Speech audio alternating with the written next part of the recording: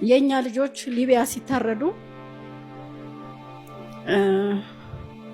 በቃ ትልቁ ሀዘን ትልቁ መከራ እኛ ጋር ነበረ። በምን ልካፈለው? በምን የሱን ችግር ልካፈለው? መሬቱም ባጠጥኩት ደረቴን ደቃ ተዝለፈለፍኩ። አቅም ይፈልጋል።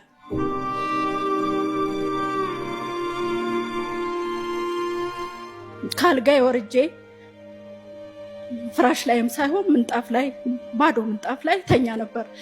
በምን ልካፈለው የሱን ችግር? ምን ላርግለት?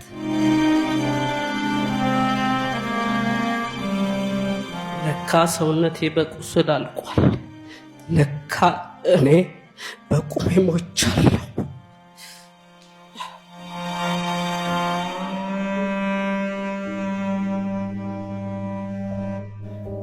እንደዚህ አይነት ዲሲሽኖችን ይሄ የስደት ዲሲሽንን የሚወስን አይነት ጉልበት አቅም ያለው አይነት ልጅ አልነበረም።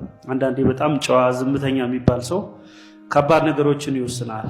ልጆች አንገታቸው ተቀላ ብለን ማቅ የለበስንበት ጊዜ እንዴት በምን መንገድ በምን ሁኔታ አንድ ቅዳሜ ሄዳለሁ ይለኝ ነበረ። አንድ ቅዳሜ ይለኝ ነበርና ካልጋው ላይ ሳጣው አንዱ ያዘንኩበት ቀን አንድ እሱ ነበረ። በአውሮፓ ምድር ብቸኝነት አሰቃየኝ። ወረቀት ማጣት አንከራተተኝ።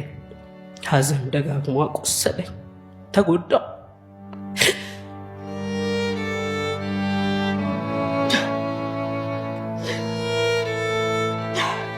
ዛሬ ትልቅ ሆነሃል፣ ልጅ ወልደሃል፣ ሁለተኛ ልጅ መጽሐፍን ጽፈሃል። እንኳን ለዚህ ቀን አበቃ ማለት ፈልጋለሁ። አቡዬ የኔ አባት እንኳን ደስ ያለ እንኳን